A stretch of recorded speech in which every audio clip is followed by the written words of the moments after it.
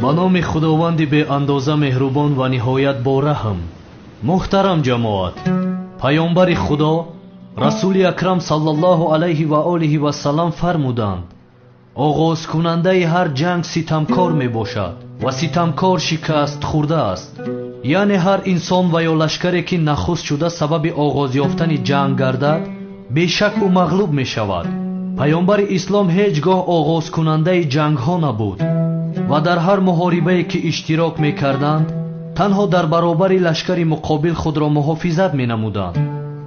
تاریخ گواه است که در تمام جنگ هایی که رسول اکرم صلی الله علیه و آله و سلام اشتراک کردند، شماره فوتیدگان به 1000 نفر هم برابر نشدند.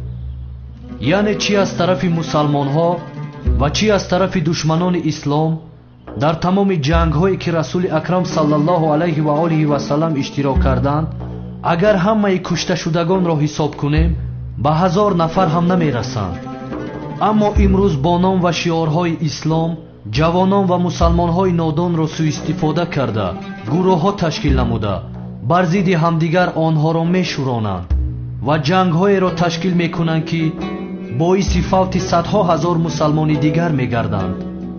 امروز قریب در هر دولتی که مسلمان ها زندگی به سر می برند، جنگ و جدال و پراکندگی است. دشمنان اسلام اتفاق مسلمین را به نفاق تبدیل دادند و آیت شریفه مؤمن برادر مؤمن را نیز از یادها محو کردند. خداوند در سوره آل عمران آیت 103 می فرماید: و شما همه بر اسمان خدا چنگ زنید و پراکنده مشوید و نعمت خدا را که بر شما یاد کنید که چون دشمن یکدیگر بودید، پس میان دلهایتان الفت داد و به نعمت خدا با یکدیگر برابر شدید و بر لب چاه از آتش جهنم بودید، پس شما را از آن برهانید. خدا همچنین نشانه های خود را برایتان بیان می کند تا باشد که راه یابید. از همین جدایی و پراکندگی مسلمان ها استفاده برده با دست خود مسلمان ها را نیست و نابود می کنند. رسول اکرم صلی الله علیه و آله و سلام در حدیث فرمودند که امت حضرت موسی علیه السلام به 71 گروه، امت حضرت عیسی علیه السلام به 72 گروه و امت من یعنی مسلمان ها به 73 گروه تقسیم می شوند.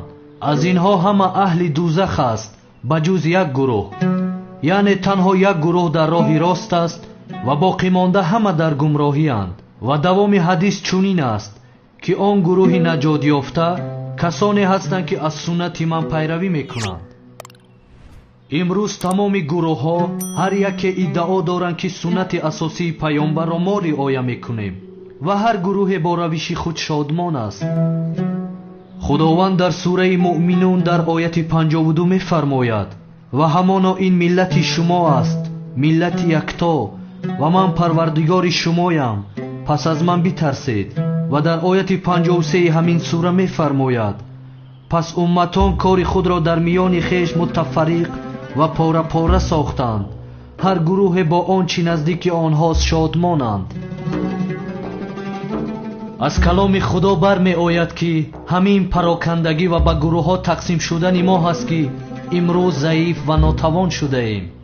پس برادران اتفاق شوید، به خاطر این دنیای دو روزه زندگی ابدی را از دست مدهید. دوست باشید، اتفاق باشید، شکرانه نعمتهای خدا را بجا آورید. شکرانه کنید که خداوند متعال ما و شما را از نیستی به هستی آورده است.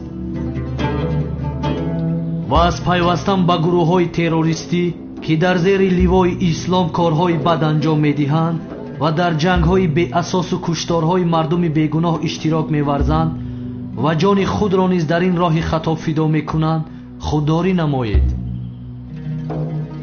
محترم جماعت، امروز درباره جنگ خندق برای شما معلومات میدهم. در سال 5 هجرت بعد از جنگ بدر و احد، مشرکان مکه و دیگر قبیله های عرب همراه با یهودی های مدینه مصلحت کرده برای از روی زمین ریشه‌کن و نابود کردن مسلمان ها سپاهی که از 10,000 نفر عبارت بود تشکیل نموده به سوی مدینه روان شدند. آوازه این خبر به رسول اکرم صلی الله علیه و آله و سلام رسید.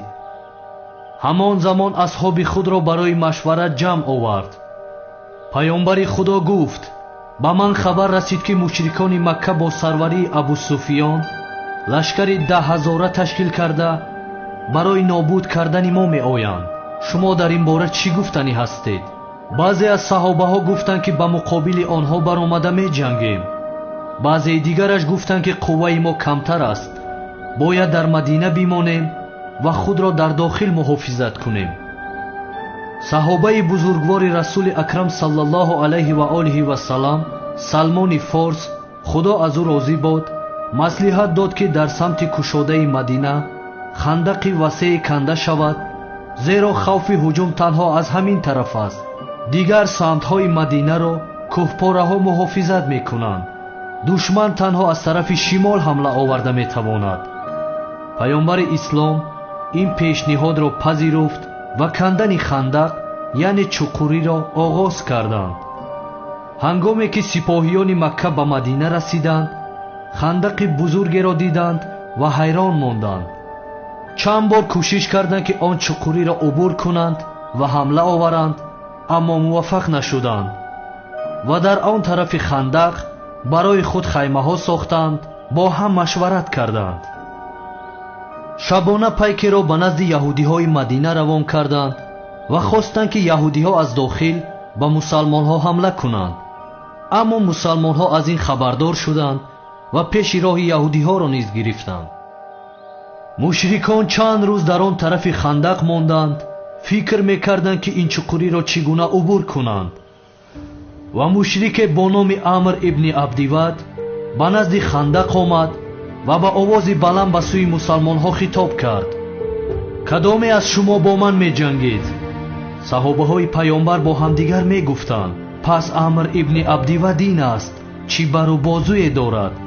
дигаре мегуфт: шарҳи паҳлавонияшро шунидаем ки шутурро бо як дасташ боло мебардошт. Амр ибни Абдивад инсони бадҳайбате буд ки худаш танҳо бо шумораи зиёди одамон меҷангид ва онҳоро мағлуб месохт. овозааш бошад дар тамоми нимҷазираҳои араб паҳн шуда буд. ӯ мусалмонҳоро масхара карда фарёд мезад: кадоме аз шумо бо ман меҷангед? кӯ биёед шуморо ба он биҳиште ки орзу мекунед равон кунам? паёмбари худо ба асҳобаш гуфт: кадоме аз шумо бо Амр ба ҷанг мебароед? саҳобаҳо ҳама хомӯш буд, магар ҳазрати Али ибни Абу Толиб, худо аз ӯ розӣ бошад, пеш баромад ва гуфт: ман омодаам бо Амр биҷангам. паёмбари худо чанд маротиба такрор кард ва танҳо ҳазрати Али пеш баромад. паёмбар гуфт: Али ин Амр аст. ҳазрати Али гуфт: ман омодаам бо ӯ биҷангам. ҳамин тавр паёмбар саллаллоҳу алайҳи ва олиҳи вассалам ҳазрати Алиро ба оғӯш гирифт ва дасти муборакашро ба сари ҳазрати Али гузошта дуо кард ва ба ӯ иҷоза дод ки ба он тарафи хандақ рафта бо Амр биҷангад. ҳазрати Али бо Амр ибни Абдивад рӯбарӯ шуд. обрӯи мусалмонҳо он замон ҳама дар дасти ҳазрати Али ва обрӯи мушрикин дар дасти Амр ибни Абдивад буд. ҳеҷ кас боварӣ надошт ки ҳазрати Али Амрро мағлуб мекунад. Амр ҳазрати Алиро дида масхара карда мегуфт: дилам барои ту месӯзад. магар дар байни мусалмонҳо ягон инсони пурқуввату калонсоле набуд ки ту ҷавонро барои ҷангидан бо ман равон карданд. ҳамин тавр ҷанг оғоз ёфт ва ҳазрати Али, худо аз ӯ розӣ бод, амри бадвоҳимаро шикаст дод. садои такбир баланд шуд ва ҳазрати Али обрӯи мусалмонҳоро ҳифз кард. мушриконе ки бо Амр менозиданд сархам ва дар тааҷҷуб афтоданд. ин буд ки малоике бо номи Ризвон фуруд омад ва ба паёмбари ислом саллаллоҳу алайҳи ва олиҳи вассалам гуфт: ла фато илло Али, ла сайф илло зулфиқор. нест ҷавонмарде беҳтар аз Али ва нест шамшере беҳтар аз зулфиқор. ва рӯзе тӯфони шадиде бархест ки хаймаҳои мушриконро канда парешон кард ва ҷуз роҳи фирор дигар чорае наёфтанд. ҳамин тавр мусалмонҳо дар ин ҷанг бо ёрии худо пирӯз шуданд. худоё кулли мардуми мусалмонро дар ҳифзу амонат нигаҳбон бош و همیشه نصرت و پیروزی را بر ما نصیب بگردان. آمین.